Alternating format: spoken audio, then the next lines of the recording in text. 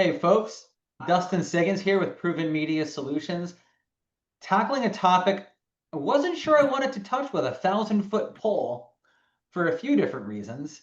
And then I was pinging with Dan Ring this week on email, and he said, Dustin, I want to yell about what's going on with all of this Coldplay KissCam stuff. And I said, well, let's get on LinkedIn and see what happens. So Dan and I haven't prepped yet. We just know that we both have opinions that this controversy in some ways was vastly overrated.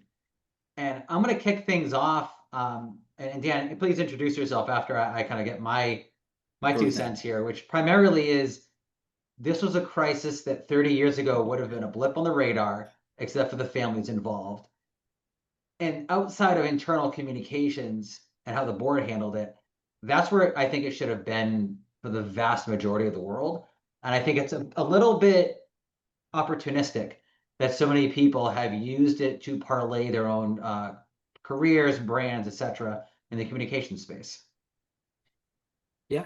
So, Dustin, I'm with you on that. So, quick intros. I'm Dan Ring, PR person. A lot of time in-house, a lot of time agency side, a lot of time spent dealing with crises. Most of the crises no one knows about because we were able to make sure that no one knew about them. I mean, Right. in this case, and granted, my beef really with our brothers and sisters in the PR world, many of them was just attacking the company. Right. Um, and I really thought that that was unjust because there are so many factors at play. You can have a holding statement. You should have a holding statement. Right. It doesn't mean that you're going to disclose the holding statement. Right. You need all the facts. So, for instance, and I didn't know this company beforehand. I Sure. didn't know the president. I mean, the CEO. I didn't know the CPO. But you need facts such as um, did others within the organization, i.e., board, i.e., leadership, know that they were together? I mean, we don't know Right. anything about these two people. We don't know if they were both in respective bad marriages. We don't know if this was an open relationship. We have none of Hmm. that info. So that's one aspect of it. Another aspect of it is that this is a personal matter. It's not a company matter. Yes. And Thank you. so I have had a lot of crises that I've dealt with rather than that I've been dealt with. They've involved executives over the years, but they've been of a personal nature, not of a Sure. company nature. So in this case, you know, you have to be able to distinguish between what's personal and what's corporate. Um, Sure. and I think that that's a very, very important distinction. And there are a lot of other factors at play. You need to know, before you're going to disclose something, and quite honestly, in this case, you want to be very careful in terms of what you disclose, when you disclose, and how you disclose. You need the facts. So, in my world of B2B tech, and in most other worlds, you have something that's known as an RCA, a root cause analysis, some kind of Right. document. So you need, Hmm. you're not going to do anything until or unless the board has buy-in, uh, obviously the ELT, corporate counsel, but in certain instances, it's going to be outside counsel. Outside counsel plays a very big part in this. And quite honestly, if you start getting inundated in requests from the media, and I've gotten Right. requests from the media previously through Facebook, through Instagram, through my Yep. mobile, and I don't know how they got it, but Sure. I am putting those people in touch with external counsel, depending on what the nature of this is. And if it's of a personal, if it's a personal issue, I would go to external counsel. I don't know. I was kind of all over the map there. Dustin, if you have questions, thoughts, comments, if you want to strike anything that I said, fire uh, away. well, the first thing is, I was hesitant to actually have this conversation with you in a public fashion because am I violating my own principle that this is largely a private matter? Casey talked yesterday on the thread on the comment section below this post Yeah. that this does impact internal communications. I'm a PR guy. I don't know anything about internal communications. But when I think of this, I look at it and say, unless you're a leader of a church, or unless you're someone who's been out there saying, I stand with my wife or I stand with my husband, cheating is unfortunately something that has been happening for, I don't know, 5,000 years. It It's not, is in the workforce, and this I don't think is a hot take. sure, Um, and this is just me, I think every medium-sized to large business has at least one senior executive who's having a dalliance with someone outside probably, of a marriage. That probably, I think just I think it statistically speaking. Right, exactly. So I think that's the case.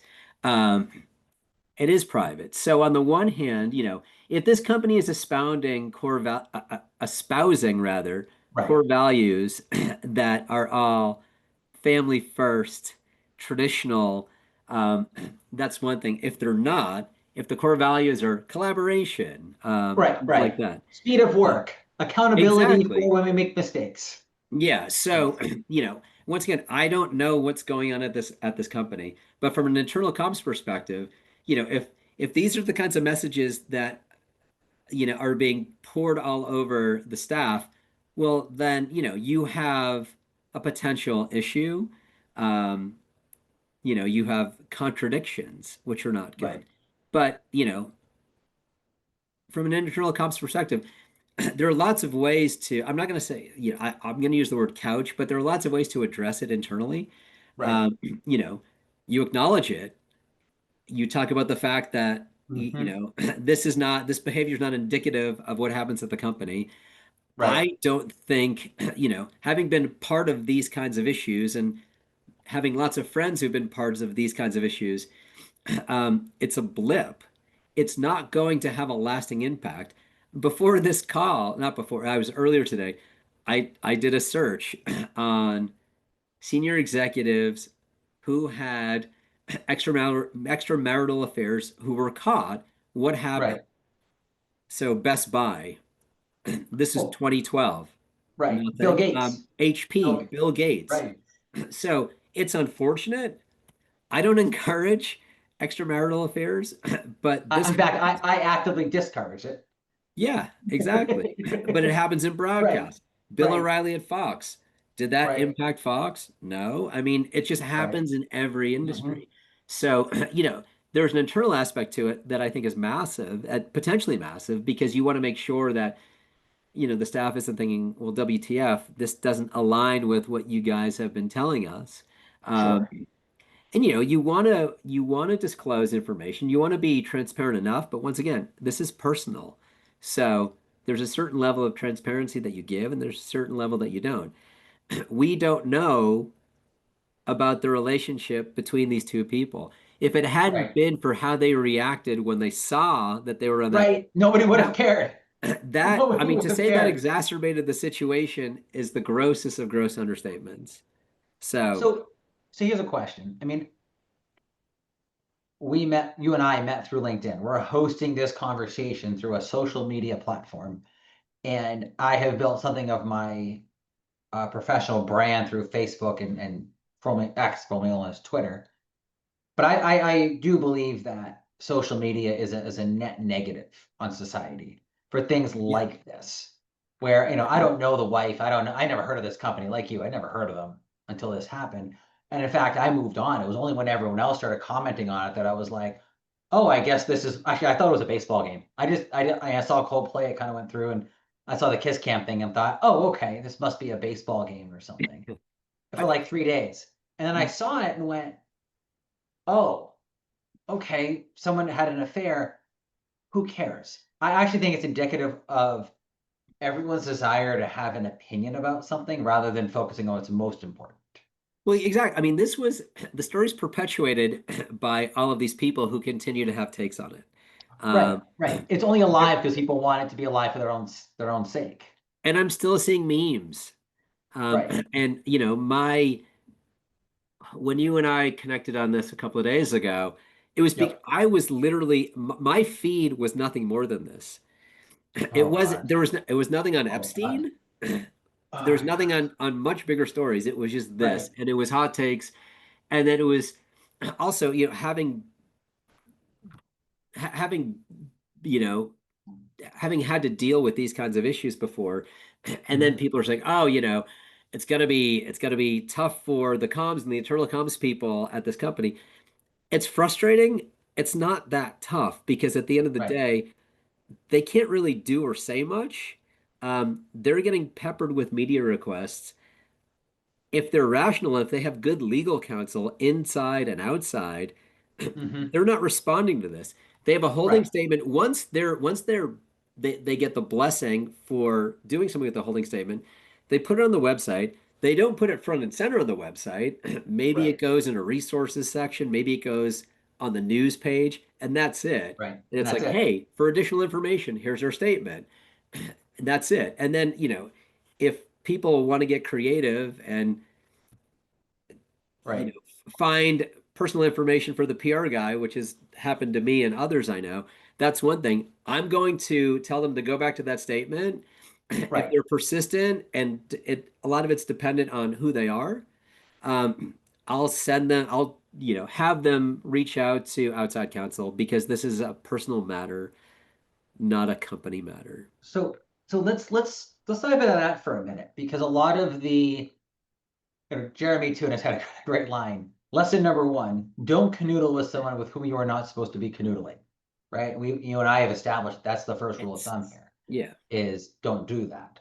But second, as you said, we don't know the information. We don't know if the board knew about it. We don't know if Yeah. they got together the day before or a year before. All we know is it was literally a 1 second camera moment. And as a political person, there have been so many of these where there's a 12-second clip. The one I always think back to is the Covington Catholic kid in 2018 at the March for Life. There's an Mm. image of the Native American man banging a Yeah. drum and he's smirking with a MAGA hat. Yes. A CNN contributor said, have you ever seen a more punchable face? This is a 16-year-old kid. It turns Yeah. out he was the victim. But Yes. this kid got doxxed and everything. And he won a private settlement from CNN and a few other outlets, I think. But this has become a real problem. And sometimes they are the videos become more than just a social pandemic. They become a problem for a police department because did this person act in a racist fashion, this police officer? It can become a problem because there's a car accident. Was it a Tesla? What happened? Might be an AI deep fake. In this case, though, was it actually I was talking about this with my wife, and I was, reacting to it, going, "Yeah, this crisis for the company." And she goes, "My wife's a nurse, by the way," and she went, "I don't think so. Why would anybody care? No, This is a crisis for the family." And she's she's a pragmatist. she's a Um, pragmatist. So yeah. my question to you, Dan, as a crisis expert, is: was this actually a crisis for the company, or was this merely a foghorn that they just had to bury their head for 3 days, possibly let him go, and then move on with their lives as a I think corporation? it's the latter. He was a CEO, he was not a founder. What I know is that when he was dismissed, obviously there was some kind of package that the board Right. gave him. And the co-founder and I think CTO replaced him on an interim basis. So Right. it's a distraction. It is a Okay. distraction. Now, it's a privately held company. I think they're Series D. I think they're very established. Based on my incredibly limited knowledge, do I foresee this having an issue from a revenue perspective? No. I think what has an issue Right. from a revenue perspective is if their salespeople are bad, if their marketing is bad, and if their technology is Right. bad. This should not impact it, nor will it. Right. It's an embarrassment for the CEO, it's an embarrassment for the CPO, and it's Right. horrific for their respective families. Um, Right. but that's really it. And I don't want to sugarcoat it because it does suck for a lot of people. But if you're there internally, once again, I'm not there internally. I'm speaking on behalf of someone who has dealt with much more significant crises over the years. Um, yeah, your wife is spot on. I actually like to run some of these things by my wife because she could do the like, I'm kind of the average person. This doesn't make any sense to me. So it reminds me that you can be an expert in PR and comms and still not be an expert on everything. Yeah. in PR and comms. Yeah. I mean, they're much the crises that are bad are the ones that are going to impact the company's bottom line. And then you have issues. But once again, as the PR person, as the comms person, as the internal person, you might be wearing all hats. Many of us do wear all hats. Mhm. Um, Right, you know, there are different ways to address that. When you're a publicly traded company, if your company shits the bed with their earnings, you're right, right, you're working with IR, you're working with others. If you're a privately held company and you have a riff and the riff gets out in the open, you're dealing with that. You're dealing with that from a right. public perspective, from an internal perspective. Um, Yep, this is an embarrassment, but until or unless we know everything that's been espoused to the company and we know about their core right. values and we know about all this other stuff, it's a private matter and it's dealt So, with legal. so how, other than move on to really, like you said, there was less about the Epstein stuff on LinkedIn, Yeah. at least in our LinkedIn worlds. The PR people, I would say 99 out of 100 or 99% were writing about this. They had their takes, and I didn't see anything on Epstein. And I avoided Epstein because I have to be very careful. We have some political clients, some non-political Say clients. no So more. Yes, my personal brand representing my company is to be very much, be very careful in this as kind you of should. thing. Yes. But I mean, I will admit I did contribute and become part of the problem. My post on the matter said, Coldplay has gotten a lot of media coverage and social traction in the last few days. I wonder what happened. And even then, I wondered if that was over the top because it made a joke about something that impacts families. So I actually wondered if I became part of the problem by having that a humorous take on a matter. On the other hand, we also all joke about death and other things that are realities of Yeah, life. exactly. I mean, But you know, put it before this happened. So this show happened 5 miles from where I live. oh, okay. I get so if there are certain bands that are if AC/DC is playing at this venue, I can hear AC/DC. That's Oh, how close wow. they are to me. Um, Sure. all I knew about this show because I was away when they had their two shows. What I Sure. know is that it's the highest grossing tour of all time. Wow. I Um, didn't know it's that. like Okay. 1.5 billion because it's been a 2 or 3 year tour. So Yep. that's the extent. I'm not the I don't I'm not the biggest fan of Coldplay. I appreciate them. I wouldn't go to see Sure. them, but this was a hugely successful and very long running tour. Hmm. And I think that if this had been it could have been a polo match in Newport, Rhode Island, where you Right. had people canoodling an F1 event in Miami. It doesn't matter where it is. Um, Hmm. I think just the operative word, in my opinion, is discretion. You know, this is going to Well, happen. Use right. some discretion. Correct. And at the end of the day, too, I think as a public relations professional, one of the problems is we're all trying to build our brand, right? Especially the consultant class and in my case, the agency class. We're trying to build our brand and add value, and but also add value in a way that draws attention to ourselves. Yeah. And that's why again I appreciated Jeremy's. I haven't there were so many takes. I think I read like three and Yeah, ignored I the mean, well, rest. and So, he's someone who he writes a lot about crisis. but in this particular case, the first thing he said was don't canoodle. He didn't get into Yeah. the Yeah, yeah, company yeah, yeah. part. He Yeah. started with the real fundamental problem. And Yeah. so, I do think it's up to the communications people, whether it's or on the comms side of the table or the journalist side of the table. And then it's a tough situation because we're all incentivized to have a hot take. We're all incentivized to have quick reactions that can draw clicks and impressions and ad buys in the case of journalism. Um, and I think that's really unfortunate. But how do you advise, not advise, but like we're all trying to build our brand here. It's a digital Yeah. world. It's hard to stand out. I mean, it's tempting to react to this. Without question, and people will. And I'm surprised I haven't seen anything on the passing of Hulk Hogan today. But then again, I haven't really been Sure. on LinkedIn today. Right. Um, but yeah, I think that it's people, especially fledgling brands, so growing brands, Mhm. they're going to need to be provocative, and they should be. They Right. should be out there with comments. If they're going to be silent, well, they're doing themselves a disservice because that's one way in which they can grow their brand. Um, Right. so they need to do it. Should they be rational and pragmatic? Yes. If they have a hot take, is it something that makes sense? Yes. If it's a hot take that makes no sense, that's just lunacy that really does nothing more than illustrate that they don't know what they're talking about, that's an issue. And they'll be called out by others. Um, but yeah, you don't want to stay quiet. You don't want to capitalize on bad news, on others' Right. bad news. Right. Um, but you want to provide some kind of insight, um, ideally accurate insight. That's what I mean. It just goes back to what I saw, and it was just so many inane posts about this company that Right. just drove me crazy. I mean, Well, it's the inanity.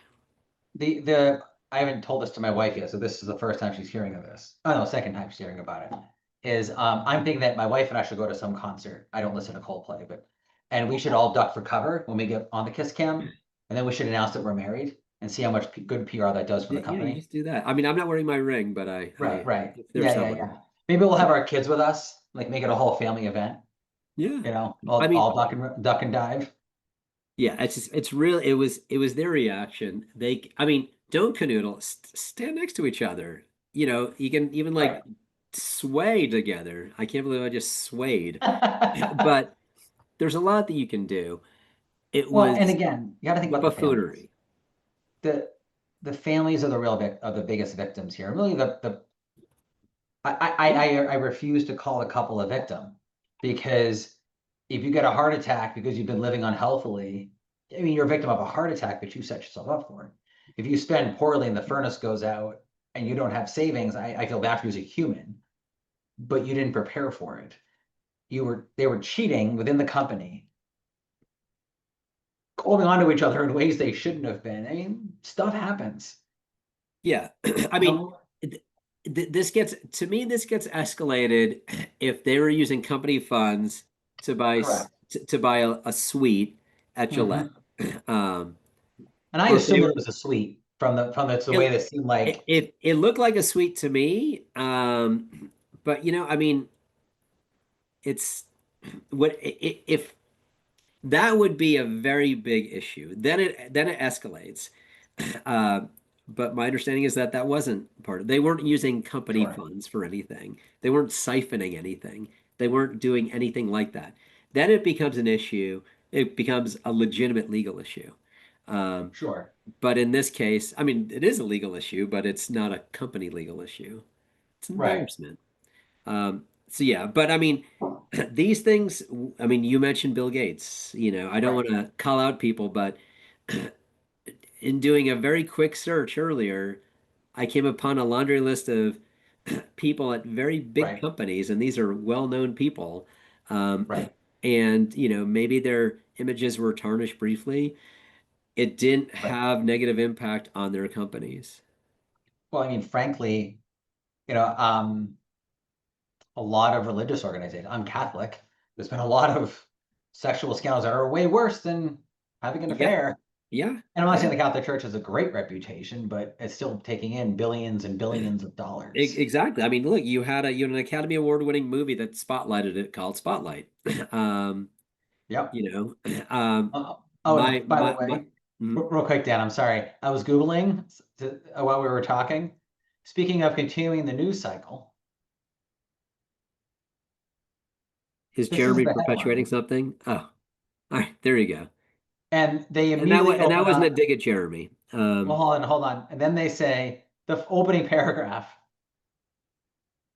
he'd have to get really. So they're basically finding lawyers who said it's possible, but in order to create more headlines Yeah, yeah, on, clickbait, on a clickbait. non-issue. So I'm all in favor of my brethren in PR and comms to broaden their horizons and to hopefully get more business.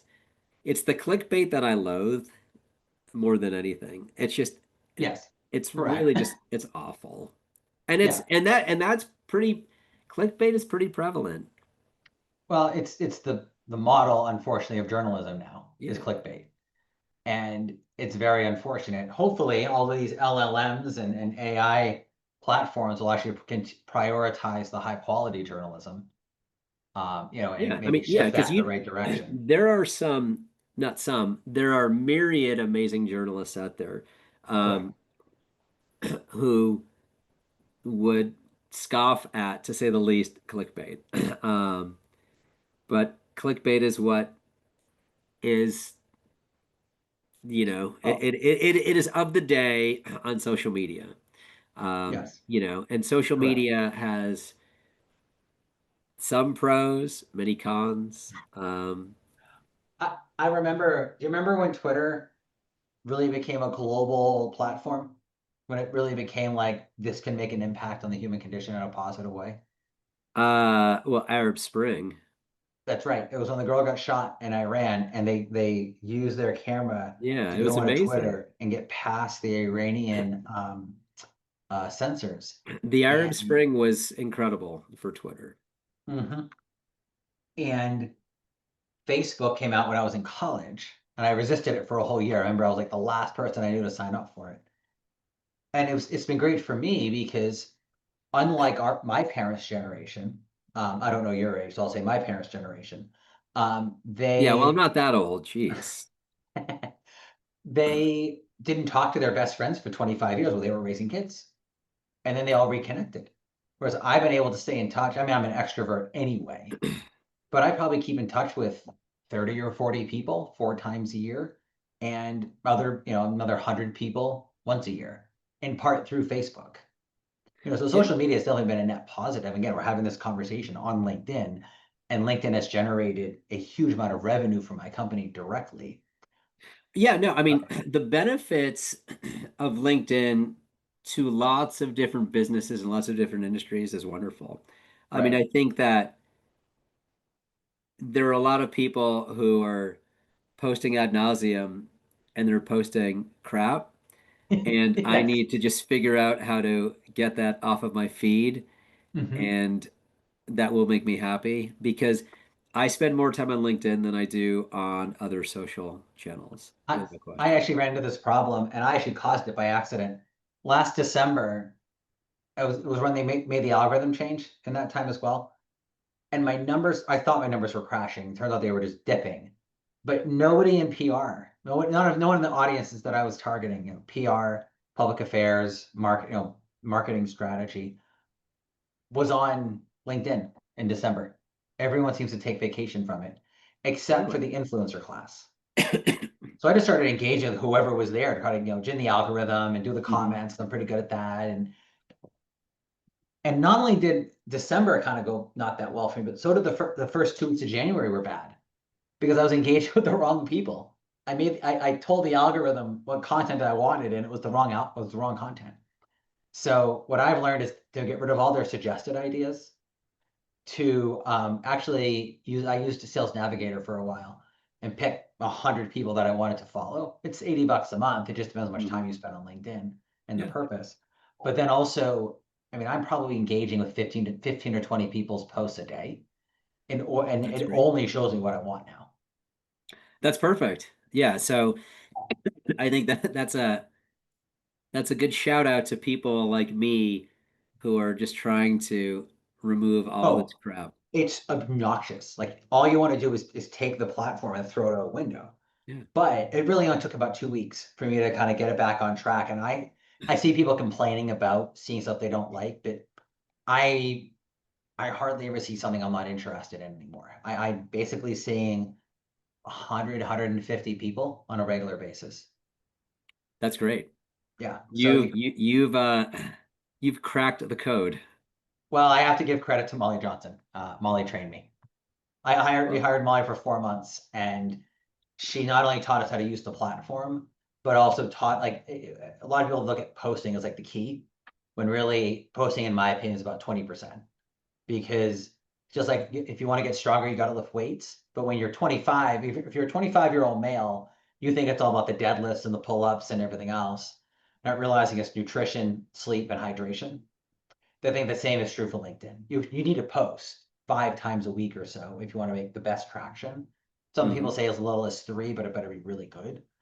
But I schedule out all my posts, which hurts the algorithm a little bit, but it allows me a lot more time for my LinkedIn lives. It allows me more time for comment engagement. I also Yeah. add probably 75 new connections a week, and I have an assistant. Yes, everybody, sorry, it's the assistant who actually sends the thank you for connecting, how you doing emails, and that allows me to really grow and gain Yeah. traction. No, I think that's smart. Listen, I mean, I could be cheeky and say this is the way, but I won't say that. So Who says that in our world? Hang on, let me think. You just don't want to get sued for plagiarism. no. Um, but no, I mean, I think there's a lot of, and I'll say that he has some really good posts. So I'm not mocking. No, I I just know. so there you go. I gotcha. Yeah. Well, so let's do this. I think we've kind of riffed for a little bit, but what is what would have made we've discussed this previously, but I want you to say it again as we wrap up here. What would have made this a crisis for the company? We have both agreed that this really was a blip for the company and a crisis for the families. What are the It's 2 or 3 things that would have made this a crisis for the company?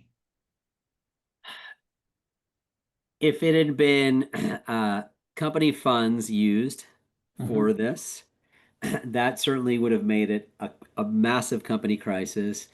Um,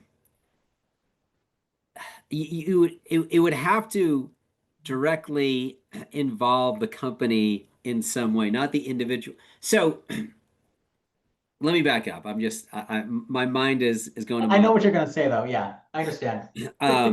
Yeah, I mean, there there are lots of factors that would make it a company issue. In this case, it's company adjacent. It's a CEO.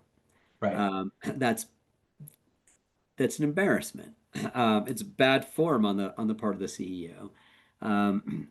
Bad form on the part of the C. Once again, this is what we assume is We because assumed. we still don't know. We don't know Mhm. if they've had this long-standing relationship, if they're both in open relationships.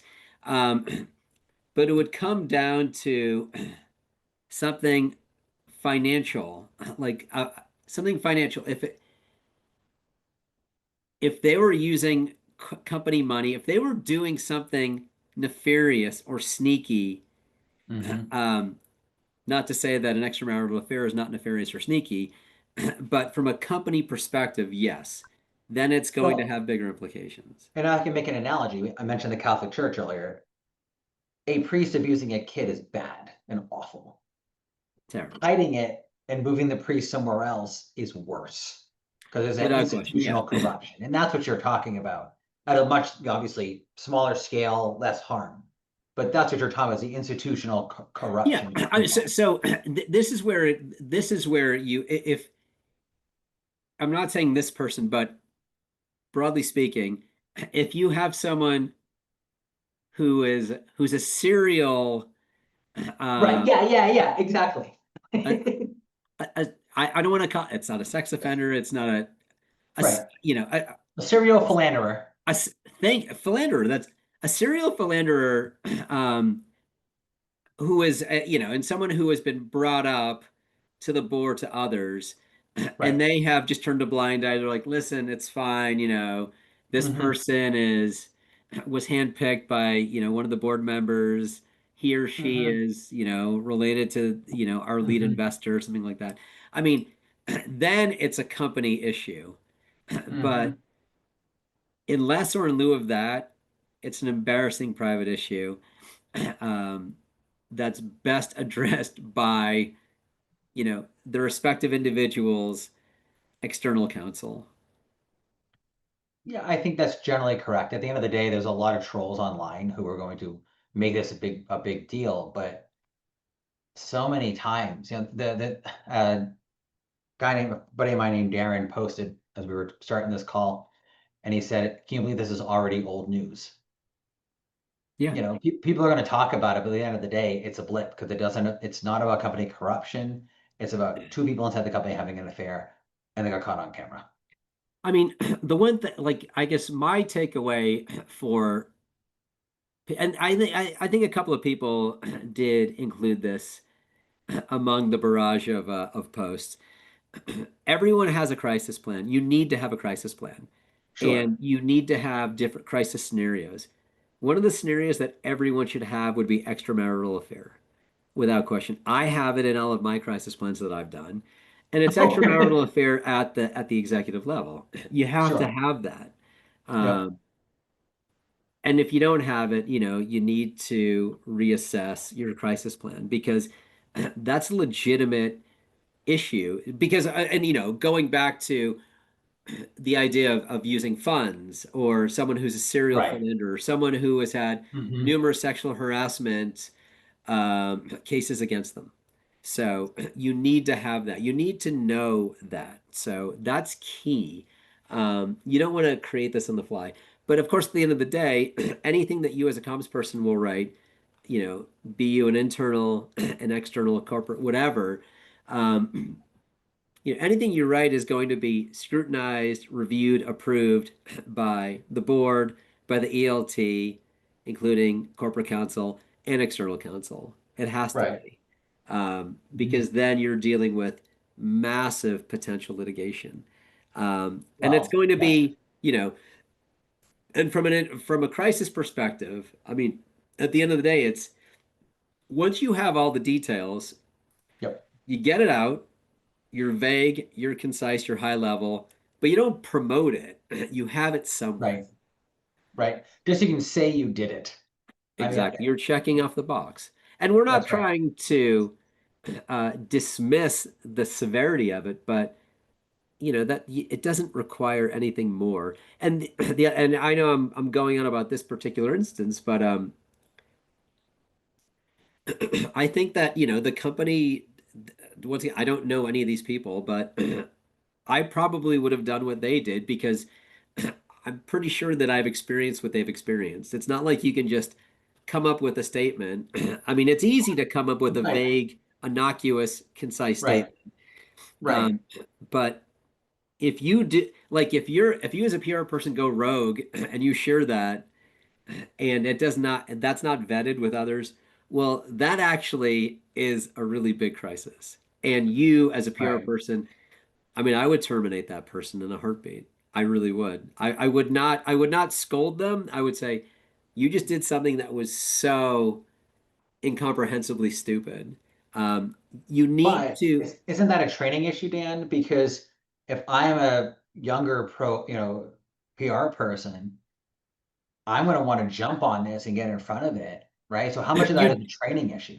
well, yeah, I mean, there's a training issue there. I mean, there are checks and balances, and I think that any junior person should know that there are checks and balances. You just want to be careful because when you're going to then exacerbate a situation Mhm. by you're thinking you're doing the right thing, but you're going to exacerbate a situation. That's when the light has to it can't flicker. It has to turn on and say, I really need to loop in others.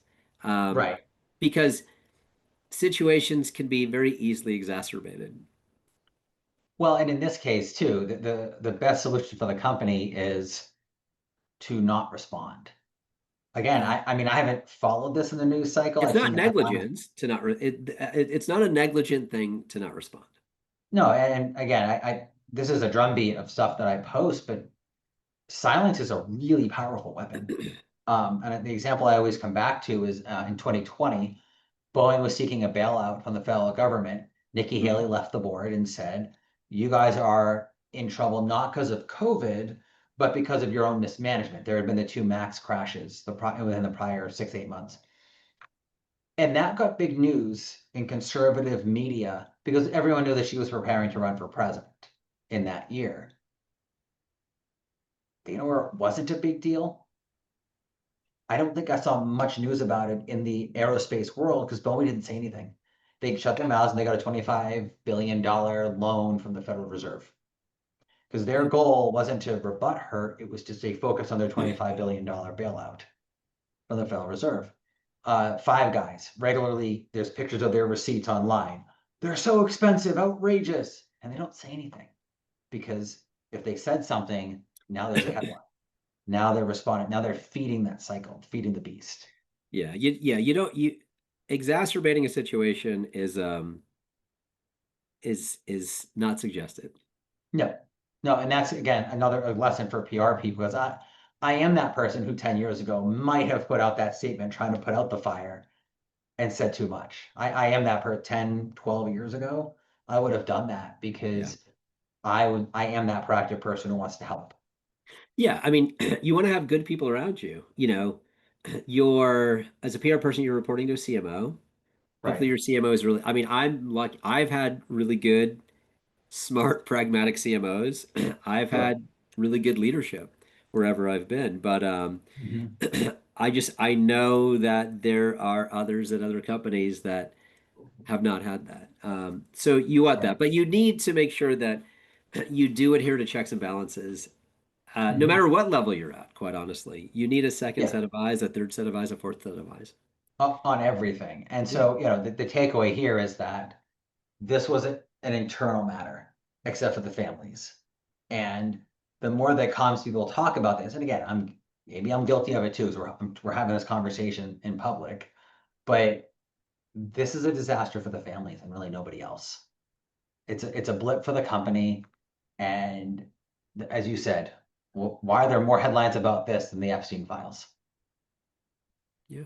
So Yeah. It'll be interesting, yeah, and people, everyone is welcome to their opinion. And if people think that I am just spouting dreck, that is fine. I am okay with that. well, you're wearing a baseball cap. It's not like you're sitting here with a tie trying to I impress. am, and it's It's kind of what the about moral of this is. yeah. Um, because I'm all about words. Right. Yeah. So yeah, I mean I mean, there are lots of crises that hit companies every day. Most of them people outside of a small circle are unaware of them, Mhm. which is great. That's the way it should be. That's the way it should be. And if it's not that Right. way, well then, you have bigger issues. That's right. Well, this was fun. Yeah, I appreciate the chance to riff a bit here, Dan. And again, I like your distinguishing between those different categories. So thank you. Appreciate it. Thank you. I'll talk to you later, Dustin. All right. Take care. Okay, you too. Bye-bye.